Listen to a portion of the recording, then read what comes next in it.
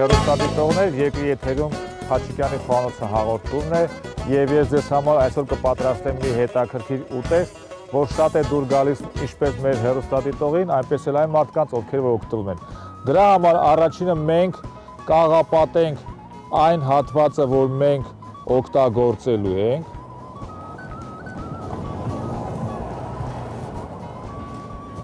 Մենք օգտագործում ենք խոշոր աղ, որովհետև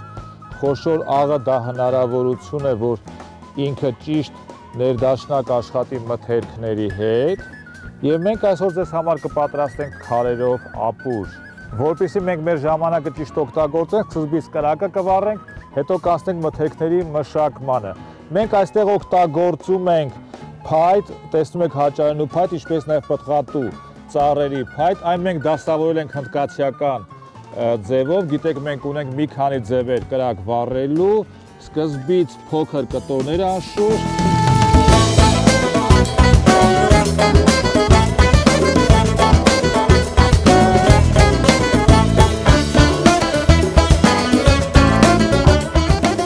մենք բերեցինք այն դանակները, որ մենք պետք է օգտագործենք եւ նաեւ լվացինք մեր ձեռքերը, որովհետեւ մենք կրակի հետ էինք աշխատել եւ հիմա կսկսենք հետագա մշակումը։ Այստեղ մենք տեսնում ենք տարբեր դանակներ, իհարկե նրանք ցուցադրական են, մեծ մասը կարող ենք մենք այստեղ չբերել, բայց մտածեմ հեռուստադիտողի համար հետաքրքիր կլինի, թե մենք ինչ դանակներ կօգտագործենք։ Ի սկզբանե մենք կօգտագործենք այստեղ կշարենք արդեն իսկ կացան կդնենք։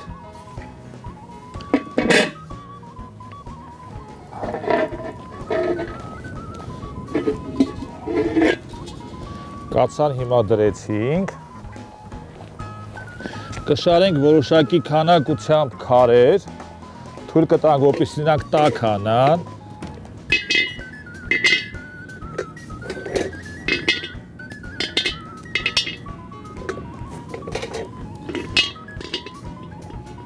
մենք այստեղ օգտագործում ենք գետի քարեր, լալվարից բերված գետակներից,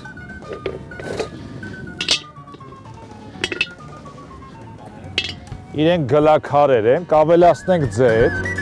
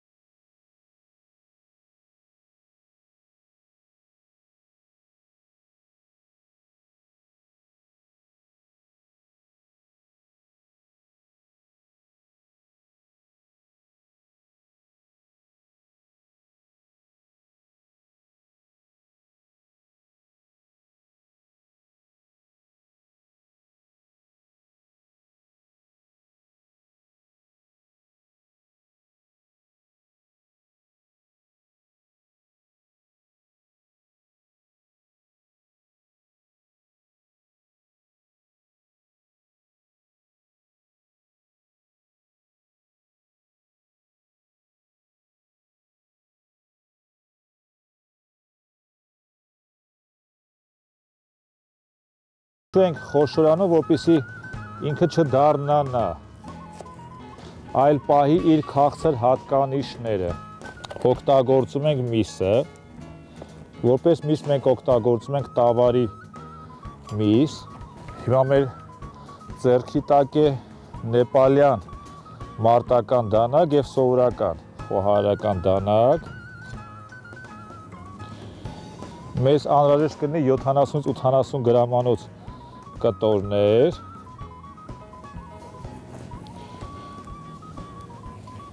տեսնում եք մսի գույնը շատ կարևոր է, բնականաբար հոտը մենք չենք կարող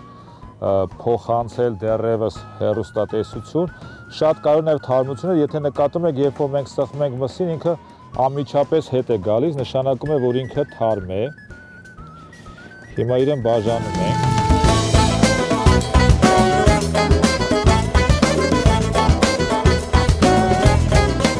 Հիմա վերցնում ենք վերջին կտոր այս շերտի,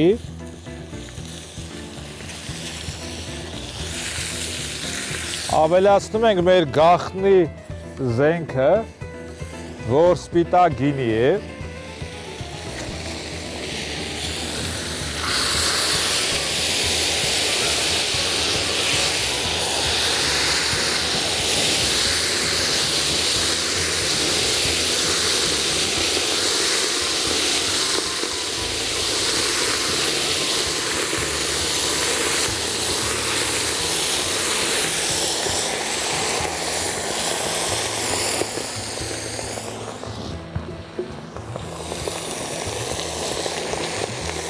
Հիմա մեզ անհրաժեշտ է, որպեսզի իր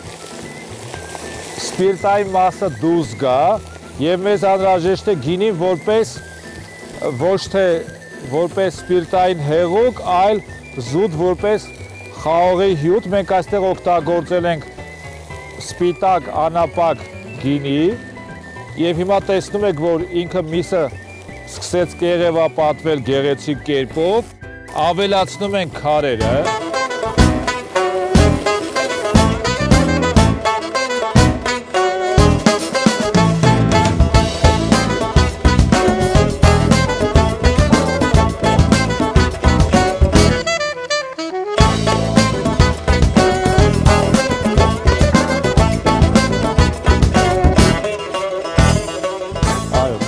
Եթե նկատում եք, միսը կտրատում ենք թեք, ինչու, որովհետև պետք է մեծացնենք իր շփման մակերեսը եւ ինքը պետք է հնարավորինս շատ հեղուկ թողնի եւ քարը մենք օգտագործում ենք երկու նպատակով։ Առաջին, քարը մենք օգտագործում ենք որպես ջերմատու, այսինքն սովորական հեղուկ միջավայրը, գիտեք, որպես կանոն ինքը ջուրը եռում է մինչև 98 աստիճանում, իսկ քարը վերցնում է մինչև 350-400 աստիճան եւ ինքը կատարում է երկու գործառույթ։ Առաջինը դա նա է, որ քարը ջերմատվություն է ապահովում 350-400 աստիճան եւ մենք ստանում ենք փռի էֆեկտ արդեն այս թուջեկացայի մեջ, եւ երկրորդը մենք ստանում ենք ծանրություն իր վրա, այսպես կոչված ռուսերեն կոչվում է գնյոտ, որը օգտագործվում է նաև մեզ բոլորս քաջ հայտնի թթուներ պատրաստելիս, օրինակ աղամբի թթու։ Եվ մենք քարը օգտագործում ենք այդ նպատակով ևս։ Այստեղ ծուխը այն դեպքերից է, որ մեզ ոչ միայն օգնում է որպես կրակի ձև, այլ նաև խանգարում է, եւ սա եզակի ծխերից է, որից պետք է ուրախանալ, սա ծխախոտի ծուխ չէ, ոչ է կոմբինատի, ոչ էլ մեքենայի թողած ածխաթթու գազով հագեցած ծուխն է,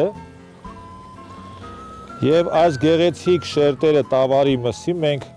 մասնատեցինք եւ օգտագործեցինք։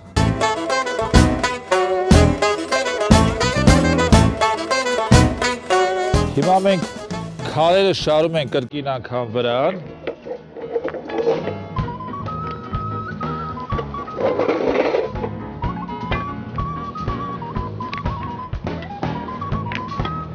Ավարտեցինք այս փուլը։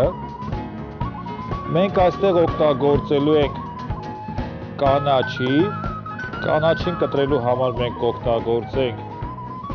նեպալյան մարտական դանակը։ 3 հավասար մասերի կբաժանենք այսպես։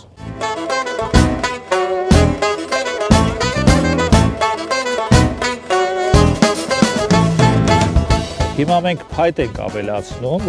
որպեսզի մեր կրակը երկար պետքա տևի։ Ահա։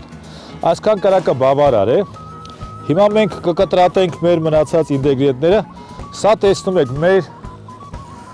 այգուց բերված բանջարեղենն ենք մենք օգտագործում։ Կարող ենք գնել խանութից, գեղեցիկ կլինեն, բայց գեղեցիկը միշտ չէ, որ առողջ է։ Գիտեք, որ մենք այս քաղցր պղպեղը կկտրատենք ձողիկաձև։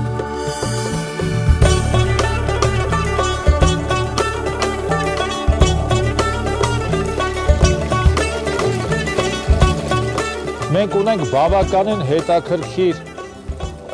հոտեր հիմա, հոտեր ուղղակի զգլխի չեն։ Դու գիտեք, որ մենք այս նկարահանումները կատարում ենք մի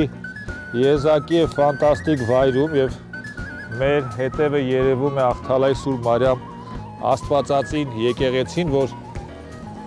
աշխարհում ամենից մեծ հայկական Աստվածածին եկեղեցին է և այն կառուցել են բոլոր ժամանակների ամենահարուստ հայերը, Իվանե և Զաքարե Զաքար եղբայրներ, և այստեղ թաղված է նրանցից կրտսերը։ Իվանեն, որ աշխարհի բոլոր ժամանակների ամենահարուստ հայն է, որ միասնական վրաց հայկական պետության 13-րդ դարում ֆինանսների նախարարն էր կամ Աթաբեկը։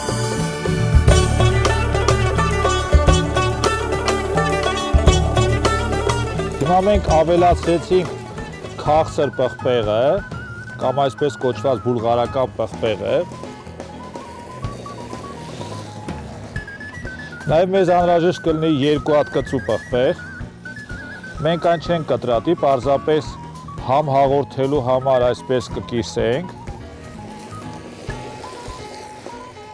Նույնիսկ կարող ենք մեկն էլ ավելացնել կծու պղպեղ։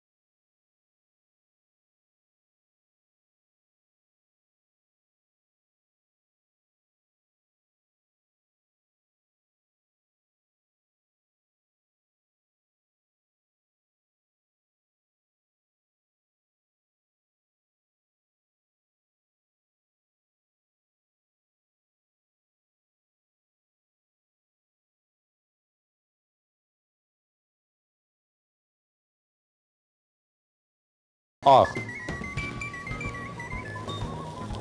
Սա այն դեպքից է, որ մենք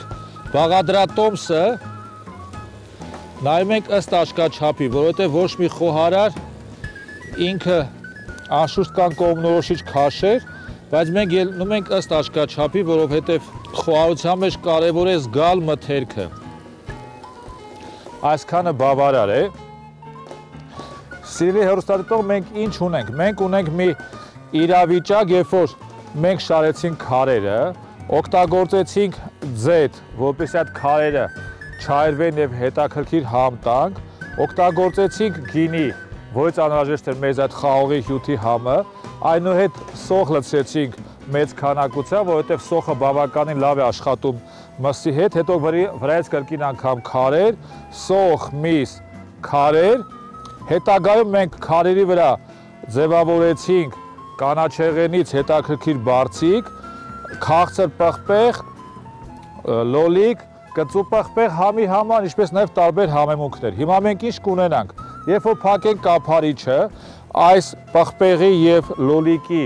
հյութը կանջատվի եւ կգնա կիշնի հատակին, այսինքն այդ կաթիլային համակարգի միջոցով մենք սկսենք նաև խաշել մեր միսը,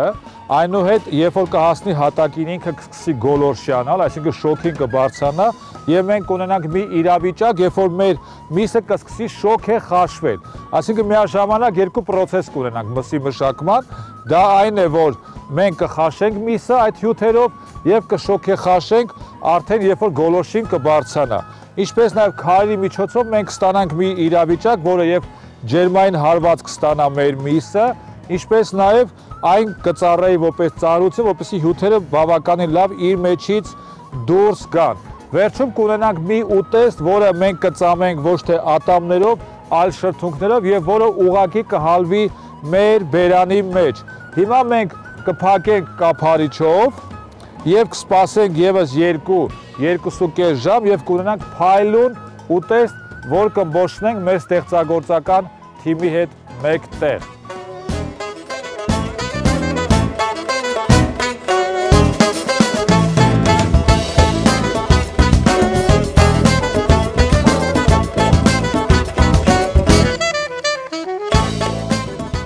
Եվ փորձում ենք քարերից մասը տեղափոխում ենք։